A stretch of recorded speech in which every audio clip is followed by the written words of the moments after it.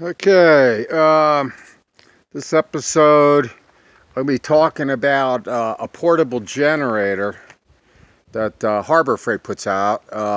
They're called the Predator. They put out a lot of the different sizes. I like the little portable ones because I'm boondock camping, and they only weigh. I'm gonna get into this right here. Uh, they only weigh about 40 pounds. Nice and small. And you could just stick it in your trailer or even your vehicle, back seat of your car, anything. You know, that's what I love about it. And if you have to do any electrical work and you got power tools, this one's a 2000. They say 2,000 watt peak, but it's actually 1,600 watts normal running. Don't go by the peak values on anything. Basically, you know, that's just a hogwash. Okay, and this can run up to 13, they say 13.3 amps. Basically it is a gas generator. These are half the price of, say, a Honda. That's what I love about them. You know, I'm going to go into some pros and cons here. Okay, but you do have 220 volt AC outlets. So as long as you can pull that cord there, that's what you'll get out of one of these. It also has a 12 volt output here, and that requires a special plug. These, I don't know if you can see it, but they taper out. So your average plug, so nobody can accidentally put a 120 volt plug into this. So you have to get a special plug if you're going to run the 12 volt outlet from this generator. Okay, so reset if you drew too much power, more than 13 amps. Here's your reset. It'll reset the breaker, basically. Here's a ground if you want to use it. As you go up, let's go into, okay, what I love about this, it's got a low oil indicator. It basically, these will not start. If your oil is too low, they will not start. So what you do when you're pulling the cord, if you see that LED light up, a red light, that's why your Predator is not starting up. I hear a lot of people having issues with these, and it's really because they don't know how to start them properly. They have low oil. They don't even realize something like this gas cap here. If it's not on the on position, there's too much suction and your engine inside is not going to get enough gas. This is a vent valve and it prevents that suction, okay, for you know. So that's another issue a lot of people forget. That's the off position. There is a fuel gauge here, which I like to see, indicating how much gas you got in there. The other features, it'll say if it's an overload, there'll be a red light here. That means you drew more than 13 amps. Use one of your power tools, whatever. Like I say, I do a lot of work for people, and they're in remote areas, and I can just throw this thing on the back seat of my Jeep. It's only 40 pounds versus those big household generators, the ones you'll see handles and wheels on. They're just too heavy. They're even too big and heavy to get into, say, a travel trailer typically. You might be able to roll, get some car ramps into the back of a pickup, to put one of those big, generators in the back of a pickup. And I cover this over always when you're outside, just a cheap little tarp. And there's a crow crowing at me. I don't know if you can hear him, but he comes by and he starts crowing because he wants to be fed. I give him bread, and I already gave him a bunch of raisin bread. I'm not going to feed him again. I mean, he's a hawk. What they'll do is they'll fly away with the pieces of bread and hide them, the crows. And see, now he's stopped because now I'm looking at him. He's over there. I threw out like 4 pieces of bread, and he got them all, and he flew off and hid them places. And then he comes back and he crows at me, and I have my call to him too. Believe it or not, he'll come in if he's in the area. I go,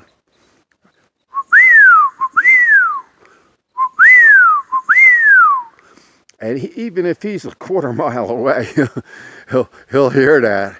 They got excellent hearing, and he'll come over here, and I always throw my bread right in this like area right here. So he comes in, and he you know, gets all the bread he can really quick. Okay, back to the Predator. Here's your power cord going basically that you can be hooking up here for your output to supply your trailer. So you also, you know, you get your 120 volt AC to your trailer. Okay, that says right clearly connection for 120 volt AC, 60 hertz, 30 amp supply. So it's great for that when you're boondock camping. I know I'm into solar too, don't get me wrong. I try to run solar all the time, but there is times when it's overcast or it's raining for a few days, and like I've got 600 watts on top of the roof. This is a small trailer. You could get a lot more if you got a bigger trailer. This is just a 23-foot trailer. I've got 600 watts up there. And then I've got another, I think like 425 watts right here on the ground. And I lay them flat. You don't lose that much power, believe it or not. So now he's crowing again. He wants to totally, okay, there he goes. He just wants to totally disrupt my video. He's a pain in the ass. But anyway, I lay him flat. You don't lose much power. Because I've lost a lot of panels. The ones, you know, like Harbor Freight, and different ones are on stands. And you get anything over 35 knot wind, it's going to flip them over. And most likely, if you're boondock camping, it's going to hit something like that. And it's just going to break the panel. So I lay them flat. You know, you just might have to add an extra panel to make up for the loss of energy by not having it at the proper angle. And I've gone into that in some of my other videos because I do solar installations for people. Okay, back to the generator. And you know, they're easy to secure, so you don't have to worry about them being stolen. But get a heavy-duty chain. And then just chain the handle to the frame, you know, the frame of your vehicle, whatever, just so it's a major detriment for somebody just to come by and pick it up and walk off with it. Okay, other features, AC breaker. Okay, you can run a parallel connection, this one and this one. It's a plug-in connection where you can run two of these in parallel, and instead of getting 2,000 watts, you'll get 4,000 watts by running two of these. Now, I recommend, this is my third one, so I've got to go into some bad, you know, some of the bad things about these. The Hondas are very dependable, but you're going to pay over twice what you can get one of these on sale for. Look for the Harbor Freight sales, 20% off. I got this a month or so back with one of their 25% off. Now, Harbor Freight used to do a 20% off once a month and a 25% off just a couple times a year. So if you can hold off, wait for the 25%. So anyway, upshoot is I paid $545, something around there with taxes. Where same Honda is going to run you over $1,000. The bad point is this cord, the pull cord, tends to break, and it goes back in. Obviously, you know, it's just going to go back in. You can take off the cover. There, the gizmo that you have to wind the you know, this on. It usually pulls back in through there, so you got to try to take the cover plate off. But unfortunately, with these little tiny portable generators, it's impossible to take that off with spending 4 hours taking everything else off. You can get 2 bolts off, and then you can get a coat hanger in there to try to grab the rope and pull it back through all the various holes. There's one on the wind-up mechanism. You got to pull it back through that, and then through This one won't be a big issue, but it's the other one. So I had to make a gizmo using a coat hanger and snagging it in the right way and taping it, and then pulling it through the gizmo in there. And it was a pain, but I can do it. I've done it twice. So anyway, these tend to snap a lot of times, these ropes.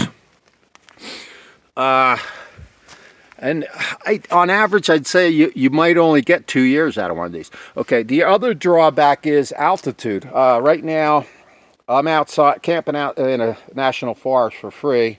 Free dispersed camping in the national forest in this country. Okay, Flagstaff's 7,000 foot elevation. These suckers do not start easy when you get up above a mile. Now, the Harbor Freight manager said, oh, they're rated up to 8,000 feet because he's selling them out of Flagstaff at 7,000 feet. These do not start unless you know what you're doing, okay, at that kind of elevation. So don't plan on getting one of these if you're at high elevation. 7,000 feet. Like I say, I've had 3 of these. I know exactly how to run these. You got your run and your start position. Okay, these won't start on the start position when you get above, I don't know, a mile above sea level elevation. So what you have to do, and it's taken me a while to figure these kinds of things out. Okay, the start position, basically what that is doing, it's closing the butterfly valve to your carburetor so it floods the engine with more gas when you first start it up on a cold start. It needs more gas.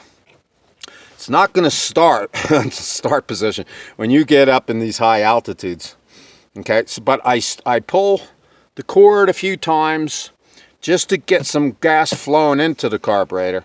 And then when you put it in run, you're basically opening up the butterfly valve in the carburetor to allow more oxygen. The reason is these don't start, or they're very difficult to start at high altitude, is high altitudes have a lack of oxygen. So this just floods the engine, but you're not getting enough oxygen. So after a few pulls, it's not going to start on that position. Then open up the butterfly valve, which allows more oxygen into the engine. You're going to have to pull some more, and it's going to might start, it might not. It might start and flood again. Put it back to start, get some more gasoline in there, pull the cord a few more times, put it back on run. It's a real procedure, and it took me about, I don't know, a couple of weeks to figure out how to go back and forth there. So if you're at high altitudes, these will run, but they're a royal pain. And if you haven't figured out, and know how carburetors work, and at high altitudes, you're gonna have a lot of issues. Okay, these are great for running. This little portable runs this AC unit, because I'm running out of time here, that I installed. It's just a window mount. It will not run 15,000 BTU on top of the roof. You're going to need 3,500 watt generator, one of those big household generators, which are super heavy. But it will run this little 5,000 BTU Frigidaire, which only ran about $100. And then I did the framing and everything. You got to do framing properly to support all that weight. Other things I like it for, my solar panels are not charging my batteries properly. My inverter will not run this toaster or my toaster oven. And I love doing all kinds of baked goods in here, And so even a 3,000 watt inverter wouldn't run either one of these because they're big inductive loads, those heating elements. Anyway, I'm running out of time. This is Eagle Eric, running out of time and signing off. Bye now.